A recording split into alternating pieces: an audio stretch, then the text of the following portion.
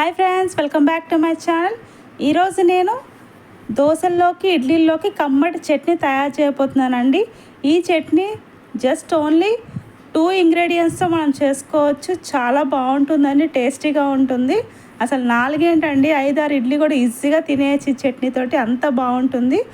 ఒకసారి తయారీ విధానం, కావాల్సిన ఇంగ్రీడియంట్స్ ఏదో పదార్థాలు ఏంటో దీంట్లోకి చూసేద్దాం రండి. ముందుగా స్టవ్ మీద కడాయి పెట్టుకొని స్టవ్ ఆన్ చేసుకొని ఆయిల్ వేసుకోవాలండి.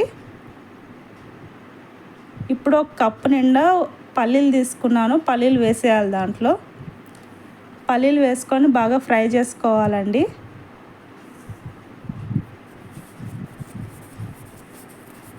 ఫ్రై అంటే మరీ మాడిపోయేలా కాదు, మీడియం ఫ్రై చేసుకోవాలి.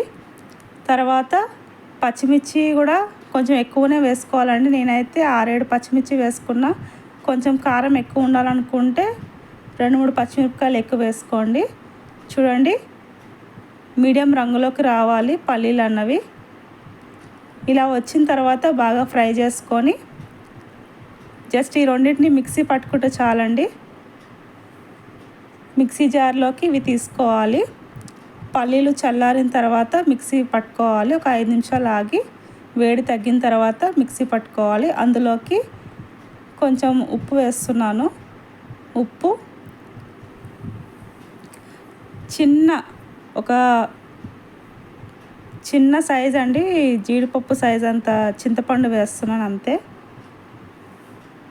అదే ప్యాన్లో మళ్ళీ మనం అదే కడాయిలో ఆయిల్ వేసుకొని తాలింపుకి కావాల్సినవన్నీ వేసుకోవాలండి. ఫస్ట్ జీలకర్ర వేసుకుంటున్నాను,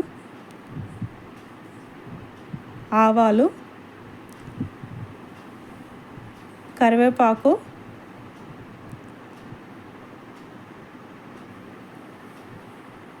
శనగపప్పు, ఎండుమిర్చి అండి. తాలింపుకి కావాల్సినవన్నీ వేసుకొని బాగా ఫ్రై చేసుకోవాలి. బాగా కలిపిన తర్వాత మనం ముందుగా మిక్సీ వేసి పెట్టుకున్న పల్లీ పేస్ట్ని అందులో వేసేసుకోవాలండి. వేసేసుకొని బాగా కలుపుకొని, ఒకవేళ కన్సిస్టెన్సీ కొంచెం పల్స్గా కావాలంటే కొన్ని వాటర్ కూడా కలుపుకోవచ్చు. దాంట్లో కలుపుకొని ఉప్పు చూసుకొని వేసుకోవడమే అండి. అంతే, అయిపోయింది. చక్కటి చట్నీ రెడీ అయిపోయిందండి. నా వీడియో నచ్చితే సబ్స్క్రైబ్ చేసి లైక్ చేయండి.